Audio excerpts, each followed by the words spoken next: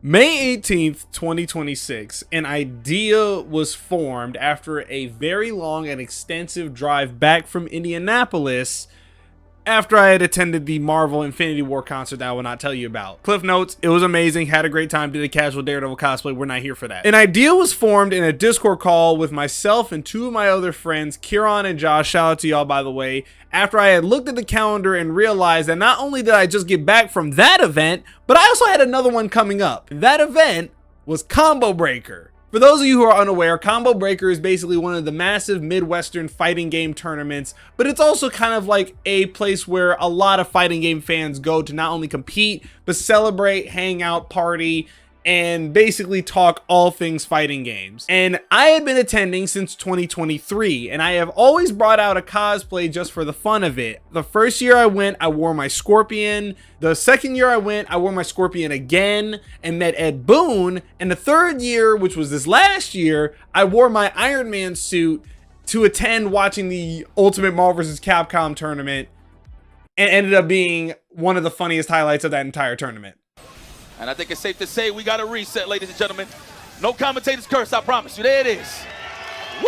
Oh, and listen, a little pop-off is a treat, but stay centered, stay focused here. Escalante, one set down, one to go, but Chris G is not done yet. So this year, I figured I had two options. I could either A, not go in cosplay at all, or B, take out my Iron Man suit one more time. So I chose option C and did possibly one of the dumbest things I've ever done as a cosplayer. After doing a little bit of perusing, I was trying to come up with a compromise of a semi-casual cosplay to do. Something that wasn't too flashy, wasn't too out of the ordinary, but still a little bit fun for myself and others who are around me. And originally that plan was Tekken 7 Brian Fury. I didn't have the time or the money to actually get any of those parts ready to go. Okay, well, what about Ultimate Marvel vs. Capcom 3 Iron Man?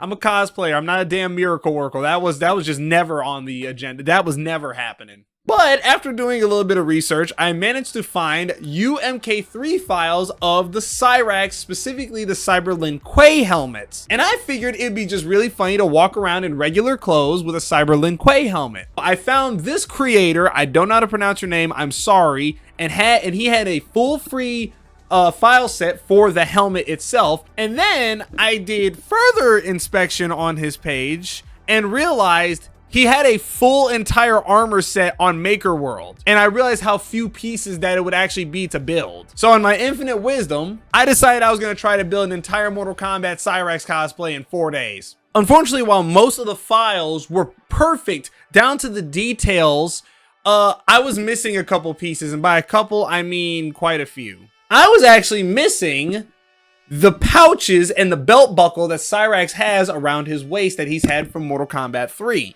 And unfortunately, there was no files of these belts or belt buckles or pouches anywhere on the internet. This is going to be a running theme when it comes to how many setbacks that this should have failed with. Instead of throwing in the towel, I got creative because I know that a lot of cosplayers have figured out ways to do this. I went onto the interwebs and found a website that had actual character models from Mortal Kombat 9, specifically Mortal Kombat 9 on the PS3.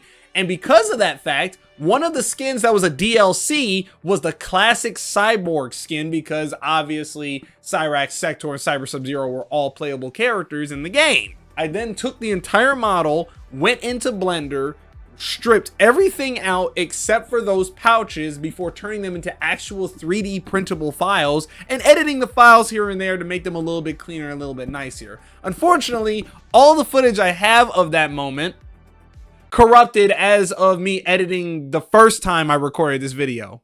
Yeah, this is the second time I recorded this video. The first time the video was near completed, and then my editing software, Sony Vegas, decided to not only corrupt that, but corrupt all of the videos that it was in. So now I'm redoing this entire film. But all the pouches that you see here, here, and here are all from the game itself. It don't get more accurate than this. And I know, because I had actual professionals vet the sources. But everything was relatively simple when it came to actually getting the files together which I will take you over to my desk here to explain how exactly I managed to get everything scaled and ready for printing using Blender, OrcaSlicer, and Ultimaker Cura. Thank you, me from the past, because I am totally not recording this 2 days late after catching food poisoning the same day that the original footage was taken.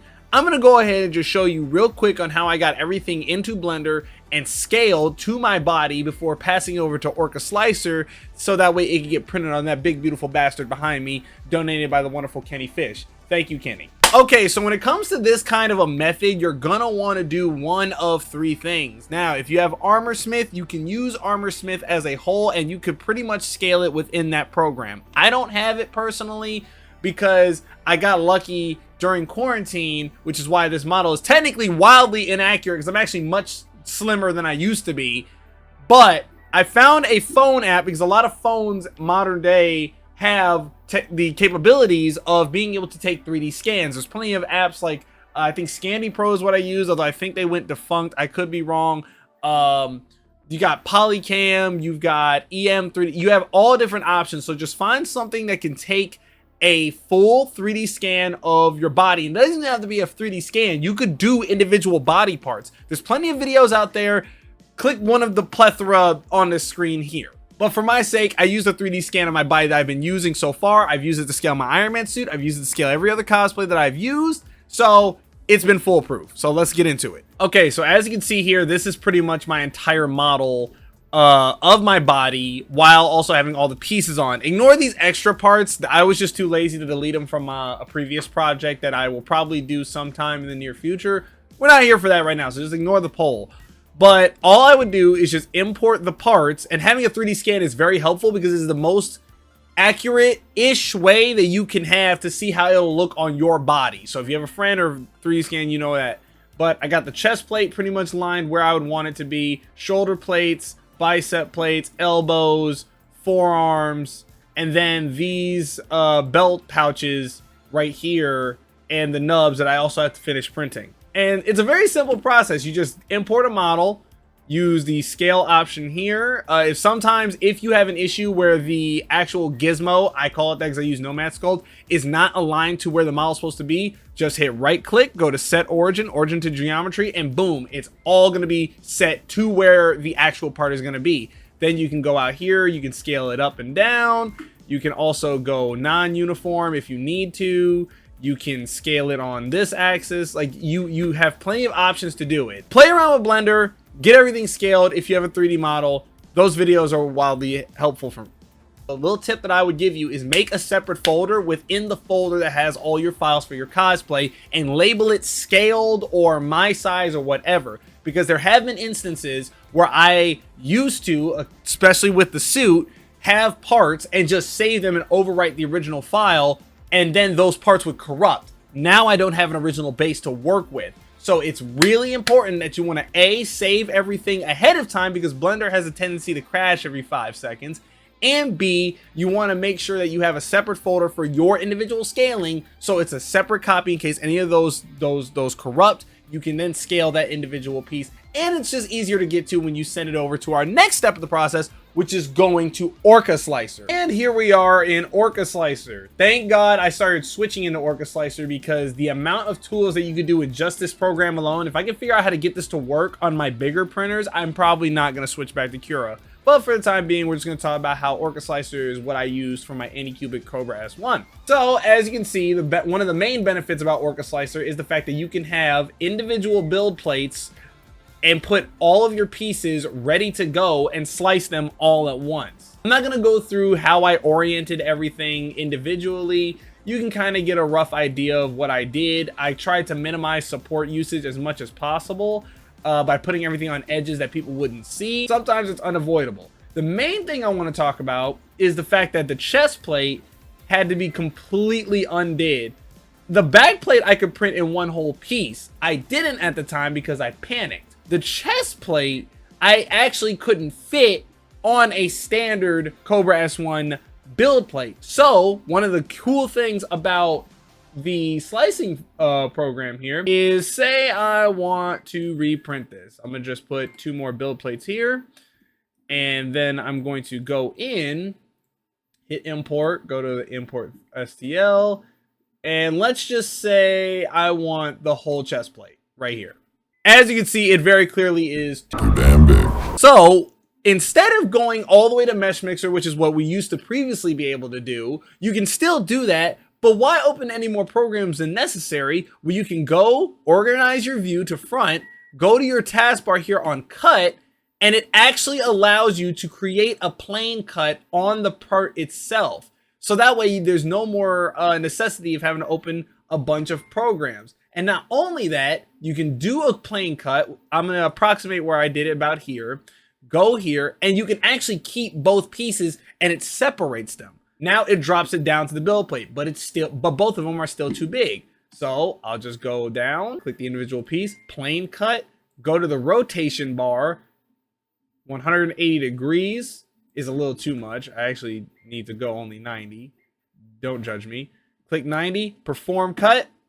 Now all the pieces fit on the build plate. I'm not going to orient them because obviously you saw that I did that with the other parts here. But the fact that you can actually do that and cut things up if, say, you only have a Core XY, or if you actually just want to cut something up for ease of use or mobilization, whatever you need, you can actually do it. Once everything was set up, I could just hit slice all, go to here, slice all. Once I did that, put it on the flash drive, plugged it into this, hit print, and it was a fire and forget process, which I'm assuming that I'm editing in now.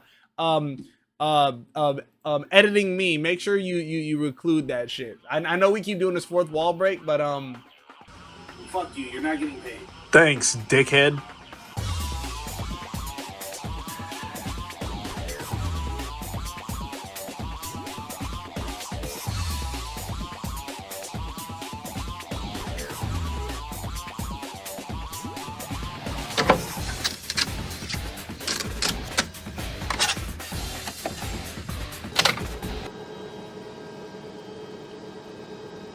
That was a legendary support pull.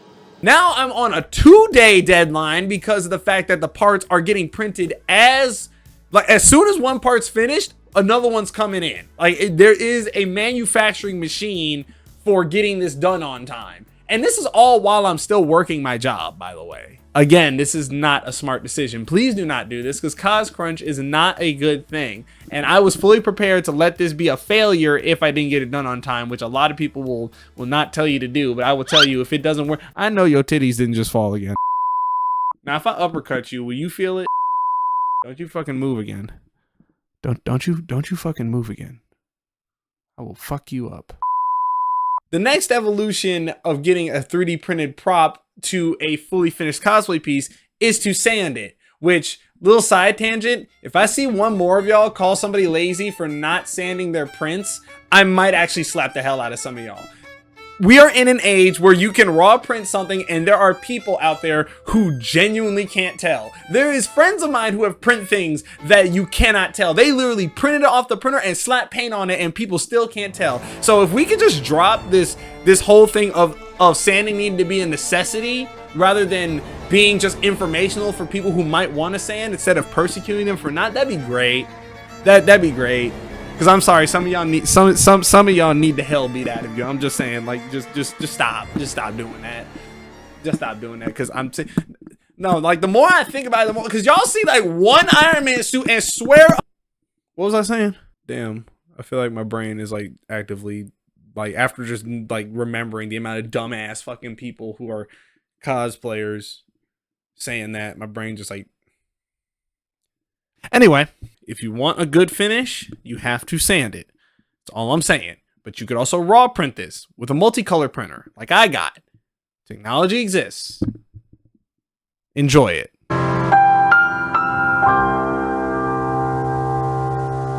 So remember how I said that in the beginning of this project, there were multiple times where I should have called this quits and not actually tried to build it and just thrown in the towel, maybe have the helmet and just call it a day? Well, this is actually one of those moments where it would have been justified to actually throw in the towel because my sander of 3 years. Bruh. See, before you say anything, shut up. Shut up. I know you laughing. Shut up. It has lasted for 3 to 4 years. Leave them alone. So I'm going to just address what happened during this build, okay? And you're going to leave it alone. First thing that happens is you see how this has a bunch of saran wrap on it? It's because the bag exploded. The bag that collects dust from sanding things exploded in my hand. No big deal. We can tape that. We can make do. What we can't make do is the entire sander exploding in my hand. Yeah, less than a couple days afterwards, the entire sander blew up in my hand. And that has caused this. And I want y'all to just see this. I'm going to set the mic down. I'm going to show you what happens if you haven't noticed it already.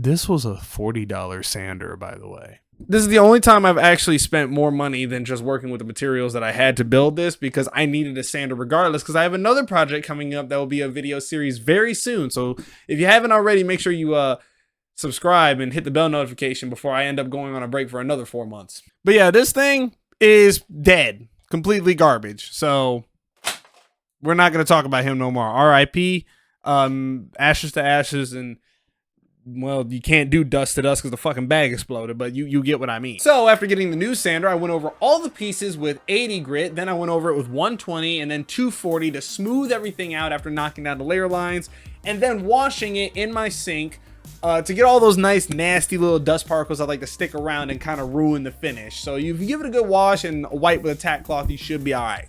Because we're going to move on to the next step, which is priming. And I use Rust-Oleum Automotive 2-in-1 Sandable Filler Primer that you can get for like $7. It's pretty good. It helps clear up a lot of the maybe valleys of the layer lines that I didn't get over my passes of sanding. But I typically go over it with one coat, then I sand it down with 220, whether by hand or using my palm sander. Then I'll go over it again after washing it and wiping it down to get all the dust particles from the primer itself off of the prints before going over it with a second coat. And this time I ended up going to the wet sanding stage. Wet sanding is crucial if you want to get things nice and smooth as best as you possibly can and get these nice finishes as you see here. But doing all that, you just rinse and repeat the process. Prime, sand, prime, sand, prime, sand until you're happy, and then you wet sand it. Pretty simple process. Don't let anyone tell you how to sand your prints, or if you have to sand them in the first place. I'm sorry, it's still petty. I'm sorry. Now, going over it, we're gonna work our way up. So we're gonna start with the belt and the sash first, because there's a little bit of a difference on the sash compared to the rest of the armor. The sash here, which you cannot see, but I'll put pictures on and with a big circle, is that it's made out of EVA foam. I went back to my first ever cosplay building techniques to make the skirt, the little panels that Cyrax has around his waist. I just cut some strips of EVA foam. It wasn't very high thickness. I think it was like 4mm. Cut a baseline rectangle, then cut 4 equally separated panels to put over top of it to get it dimensionality on the main one, while the second ones and on the side of my left and right thigh are just one rectangle that I hand painted those panels on to make the center one pop a little more, make it a little bit more dimensional. When I did that, I sprayed it with Plasti Dip, let that dry for a bit before actually going over it with the same spray paints that I used for this armor. Now, while I don't necessarily recommend doing this, it is an option and it was durable. In fact, the only way that these cracked is because I actually tried to straighten them before I recorded the video, and even then it's not even cracked that much. If anything, it's just got wrinkles on the fold lines. So and honestly, if anybody's looking that close, my OnlyFans is so working our way up. We use the same paints of everything, so I'm just kind of going my way, and then I'll address the paints as we get to them, which leads me to the belt buckle, which is taking a little bit of damage, but at the time it worked out beautiful. For this, all I used was just one solid coat of this Rust-Oleum metallic paint, specifically metallic silver. I went over it with a decent mist a little bit just to cover it before I went heavy to, I think the technique is called peening, which sounds oddly sexual, or is that just me? To get it a nice reflective shine. But because Cyrax isn't super chromy, I kind of was happy that when it dried fully, it ended up dulling the shine just a little bit. So it has enough to get a reflection, but it looks more like that 90s hockey gear repainted style where it doesn't look super clean. I was going for the 90s look, like if this stepped off the set of Ultimate Mortal Kombat 3 rather than the modern interpretations of the classic Lin Kuei cybernetic costumes. And that is for all the silver parts when it comes to the helmet and the belt. The silver is made using that metallic silver. Now, when it comes for the actual black accents around the head itself, I used the same family of paints, Rust-Oleum Canyon Black Satin. It's Canyon. I thought it was carbon this whole time, so I apologize to everybody I've ever recommended this paint to. And you have been looking probably to this day. I'm sorry. I do not have financial compensation, but I have $3. This is particularly the Canyon Black Satin variety because this completely negated the use and necessity for a top coat. Now, some people will tell you you need one, and honestly, to protect your parts, I would, but given the fact that I was working on a pretty much, I think, a 1.5 day deadline by the time I started painting this, yeah, top coats were not even a possibility right now. And a lot of these paints are tough if you do your due diligence, but you know, user discretion may vary. And for the final coat of color for this entire thing, I ended up using a gloss marigold, which gave the beautiful plasticky shine from the 90s once I put it on there. I will tell you though, be careful when you apply this because you can put it on too heavy and it does run. Thankfully, no one noticed, but I definitely am not going to shy away from telling you that there are several places where this thing had runs. That's just the nature of the beast. Again, con crunching, not a good idea because you will make mistakes. Luckily, the helmet, which was the main centerpiece, came out beautifully after I taped everything off, which I ended up taping I did the black, taped it off, silver, taped that off, which was ungodly scary. Then I did the yellow. I waited for this to cure, and then I ended up taping off the yellow very gingerly with yellow frog tape, and then did the whole silver. And all in all, that is literally it. 3 paints, $21, and they only used 1 can each. I barely ran out of the marigold, and that was just to fix this. I have to make a new chest plate. I'm gonna remake this and make it better now that I have time. And I also have plans to make a sector build and possibly a smoke build. If you want to see those, leave a like on this video because I know that some of y'all remember me from my Mortal Kombat days. So leave a like on this video if you want to see more of those. But yeah, literally for this build, all you would need is pretty much just 3 cans of paint. That's it. If you know what you're doing and take your time, you could probably get away with less. Honestly, just 1 of each color. This is a very beginner-friendly project that I, as an experienced cosplayer, appreciated. Because, you know, sometimes we forget to just do dumb shit because we feel like we got to build the next big thing instead of just having fun with this hobby. And some of us also just get way too wrapped up in the content creation. Yo, chill. This video 23 minutes long. Wrap it up. We don't need no more of these. Do you? Because we need to wrap this up. You making this so much more difficult than it. You're not looking at me. You're talking to a camera in the past tense, and I'm editing the video. We're not communicating. I'm looking at you. You're not. Through the screen. No, you're not. Communicating. Why are you editing the video? Why are you talking? You are making my job so much more difficult. Wrap it up. Wrap it up. Leave us alone. Wrap it up. Wrap it up. No. You know what? No. No. You're not about to do that. You're not about to do that bit. I'm no. So, all in all, I think the next evolution to do, since I haven't done one of these, last time I talked about a cosplay build, is I'm gonna put it on. I have to get out of my clothes. So, enjoy whatever B-roll footage that I'm going to provide, because if you think that you're gonna see me ass naked, you are no, this ain't that kind of channel.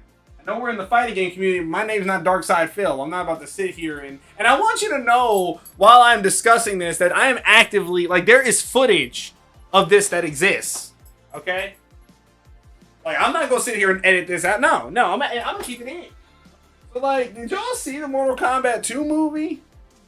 Cause I'm not gonna lie, that movie made me wanna jump out of the theater in excitement for one particular moment that I'm not gonna spoil because I know the movie just hit streaming services.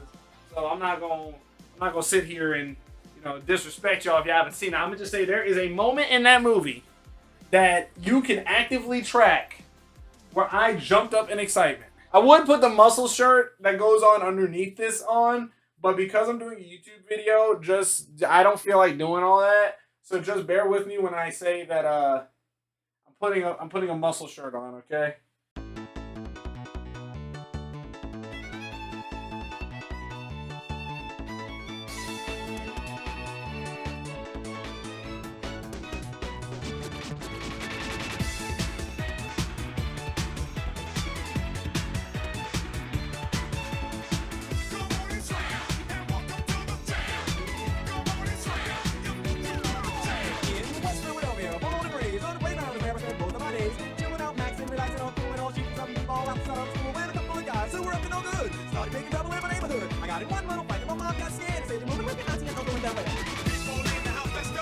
And that's literally how I put this whole thing on. The only thing that's left are these gloves. And the gloves I didn't actually even have to make. These are from my old David Martinez cosplay from one of the last cosplay groups I ever took place in, from Cyberpunk.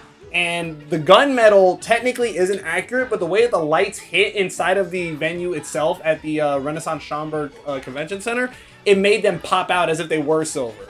So pretty much, we didn't need to make those. And boom! Just like that, the whole costume is pretty much done, except for one crucial thing. So, for the helmet, the way this helmet is designed is that these tubes are actually supposed to be what holds the entire thing together. So, the little end caps have little 3D printed peg holes that go into the front of the mask that will clip in and hold it all in place. The problem with that design is that it left this big gap that was noticeable from the side that trickled down onto the rest of the helmet. So what I did is I ended up taking a piece of Velcro across the actual top underneath, so that way under no circumstances, even if these come off, the helmet will fall to pieces. I can then just clamshell it together. And these tubes, I literally found for $3 at Menards. Shout out to the clearance section for Menards for these tubes. And I'm also going to 3D print the end caps that go on the end, but we'll get there. This was literally a rush build, and the fact that it came out this good, I'm fucking proud of. And just like that, a fully finished Cyrax from Mortal Kombat 3 cosplay.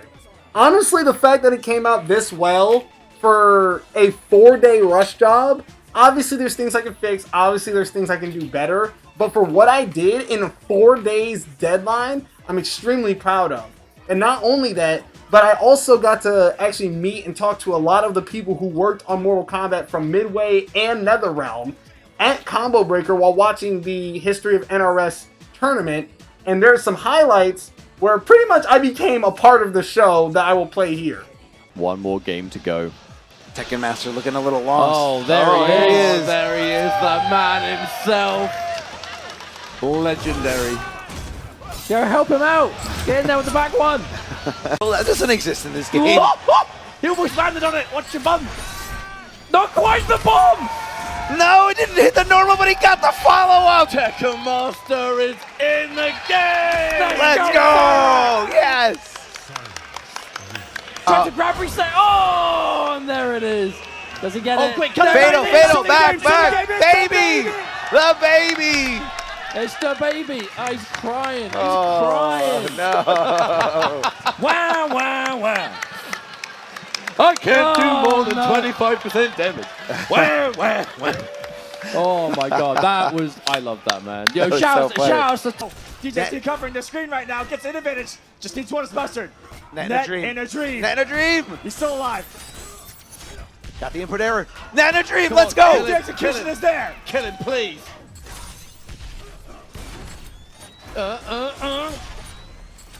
Yes. Oh my gosh, I'm on the edge of my seat. Come on. Come on. Let's go, Mustard! Hell yes! Hell yes! The God! That's his name! That's basically how I managed to build the entire Mortal Kombat 3 Cyrax build in 4 days' time. And as time goes on, I'm going to make upgrades, I'm going to make adjustments. I already have ideas of how I'm going to fix this. I need to touch up the paint on the chest. I need to completely do a bunch of repairs. And a lot of people are probably asking, Mike, why are you telling this instead of just letting people discover it on their own and pretend like you know everything? Because I believe in transparency. And quite frankly, I feel like it's more impressive to tell you all the things I fucked up in 4 days' time and it still looked this good than for me to pretend like it's perfect. And plus, the beauty in art is in the perfections. That's why fuck AI art, always go human. All the links in the description will take you to whatever files you want. If you want to make this yourself, it's a super beginner-friendly project, and you can actually go out of your way to print it on any size printer that you need. I've already made 3 of these for other people, and I'm willing to make more. So, if you want to keep up to date with all of the upcoming builds that I have coming, I have some Easter eggs, and I also have some upcoming news that comes first on Instagram. So follow me on Instagram, follow me on Twitter. I also stream on Twitch, which most of you are familiar with. But until next time, it's your boy Ryder CGA, and I'm about to go listen to Techno Syndrome for an unhealthy amount of times in this thing while I contemplate my life choices. And also, stay tuned and hit the bell notification because I got a massive armor build coming up that's going to be due for New York Comic Con that y'all are not going to want to miss that. But I'm out. Peace. What if I just like super kick the camera?